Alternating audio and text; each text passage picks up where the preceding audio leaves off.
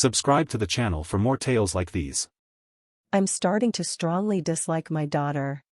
To start off everything, I'm a widow and have 3 children, but in this post I'll be focused on my 2 youngest daughters, Leah, F14, and Maya, F18.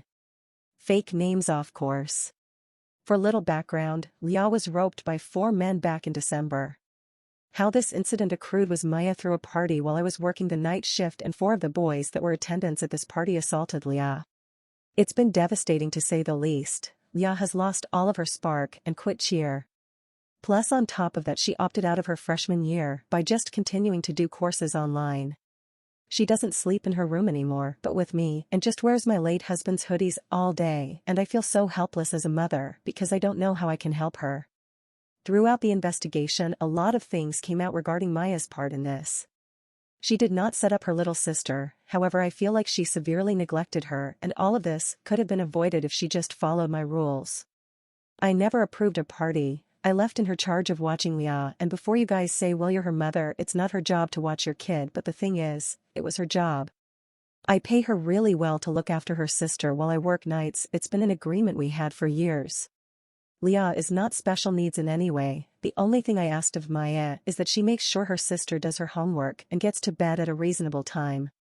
The men that assaulted Leah, Maya invited herself, she knew them personally and knew they had affiliates to gangs and did not care. Instead, what I found out in this investigation, she tried to put Leah with one of these boys and Leah was not interested. This boy was harassing Leah all night, trying to get her to kiss him. Then Leah had enough and went to her room, and the moment Maya left the house to go to McDonald's, that same boy with his friends went up to my daughter's room and roped her. The worst part about this to me is that people that were at the party heard her yelling and did not do anything but just assumed a couple was arguing upstairs. We didn't know what happened until the next morning when the party was over. Having her do a rope kit was traumatizing for her and probably the worst moment as a parent for me. Then couple weeks later she tested positive for a curable STD. My baby has been so broken ever since, even though they did get those boys, and all 4 pleaded guilty because they had evidence on their phone. But it's still so extremely hard for Leah right now.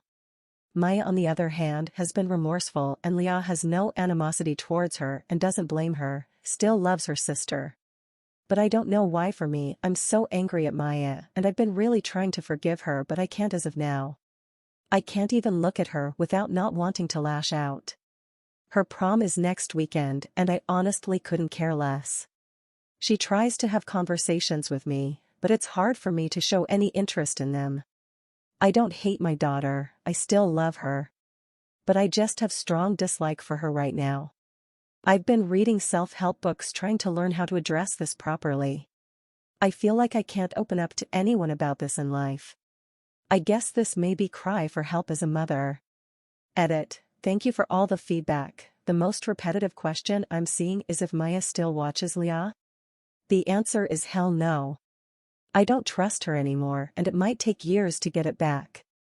I'm on a leave of absence currently. Also, Leah is not therapy as of right now. She expressed to me she's not ready for that. I think after the sentencing she might be open to it. Maya is also in therapy but skips a lot of appointments, and I'm in therapy too, and it's been helping me remain calm throughout this situation and not want to lash out at Maya. But the number one advice that I'm seeing in here that I'm strongly considering is sending Maya to my parents' house for a while and get some space from her. Sorry, quick second edit. For the ones asking if Maya is in a gang, to my knowledge she isn't. The most I have ever caught her doing was smoking some pot and vaping. I also don't want to think Maya would ever intentionally set up her sister to be brutally assaulted. So I'm leaning towards Maya genuinely was being plain neglectful that night. Also, I feel like it would have came up in the investigation if she intentionally set up Leah. Also, the boy Maya was trying to set Leah up with was 17 at the time, he's 18 now, and the other 3 were grown men. Update. A lot has progressed in the past couple of days, and it would be only right to update you guys on what happened and get some advice from you guys regarding everything. But to answer multiple questions I received from my last post about why hasn't Maya been further punished. To put it quite simply, Maya was arrested the night of Leah's attack. She was charged with felony child endangerment and 2 misdemeanors. The judge was very nice to her and made her pay a $2,000 fine, 60 hours of community service, and 3 years probation. Plus I took her car, but after this update, I maybe should have given her a harsher punishment. But back to the update. On Thursday afternoon, me and Maya got into a fight. The dispute happened because Leah came to me virtually upset and on the verge of tears. Because 5 people messaged her that day, expressing condolences about her attack. Leah has been very clear she doesn't want anyone that she knows to know that she was the victim of the attack. Upon further investigation, it turns out Maya told a group chat of 27 people that Leah was the victim. Leah vocalized to me how humiliated she feels and that she can't ever go back to school next year. I, of course, then go confront Maya about it. She kept saying I was overacting and that Leah was being dramatic.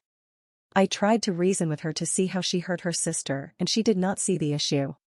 She stopped me off mid-lecture for me and said, "Jesus Christ, Mom, you need to let her deal with this shit instead of always rushing to her defense. Leah is not different from other women in the world that deal with rope, at least they don't make it their entire personality like she does.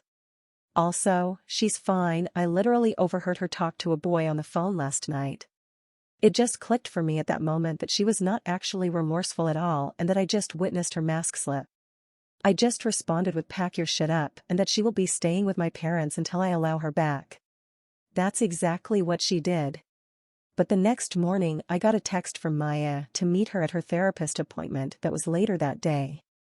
Looking back, I wish I had never gone because her therapist majority of the visit only saw her POV, but at the start of the appointment, it opened up with Maya apologizing and explaining her thought process of why she told her friends, and it was because she was venting. Plus she didn't think of it as a big deal because it's public case that was on the news and Leah seems fine these days.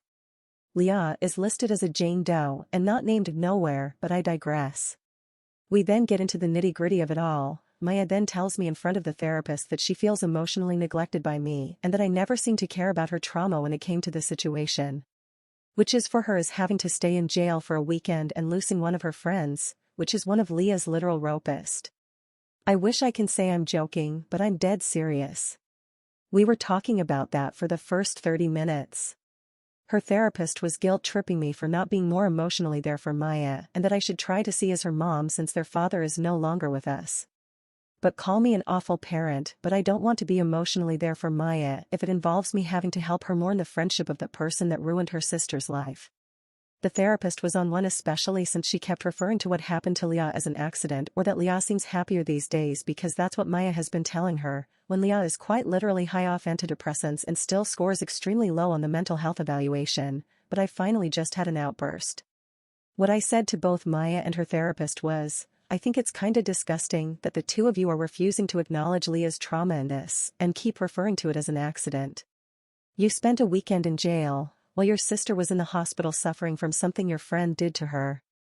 Ironically enough, if you ever listen to Leah, she has said that friend of yours was the most violent towards her during the attack and was the catalyst for the majority of injuries she sustained, including strangling her. So for you guys to sit here and berate me for not caring that you lost your friend because of something terrible your friend did to your sister is absolutely disgusting. My biggest regret right now is helping you obtain a lawyer. I should have let you rot in that cell and let you figure it out yourself. Maya started sobbing in the office at this point and saying it wasn't fair that I blamed her for what happened to Leah. She told me the only thing she was trying to do was have Leah come out of her shell because she kept hovering next to her at the party. The therapist then interjects and asks Maya how did Leah respond to her when she apologized. Maya in such a defensive manner says, "Apologize for what? I didn't rope her." Even the therapist was shocked when she said that, and at that point, I heard enough and I stood up, threw my hands up, and left. I haven't spoken to Maya since then, and this was Friday afternoon. Maya has been texting me and calling me begging to come home so she can apologize to both me and Leah. But I don't know at this point. I never thought I would be that parent that will have to go no contact with my daughter.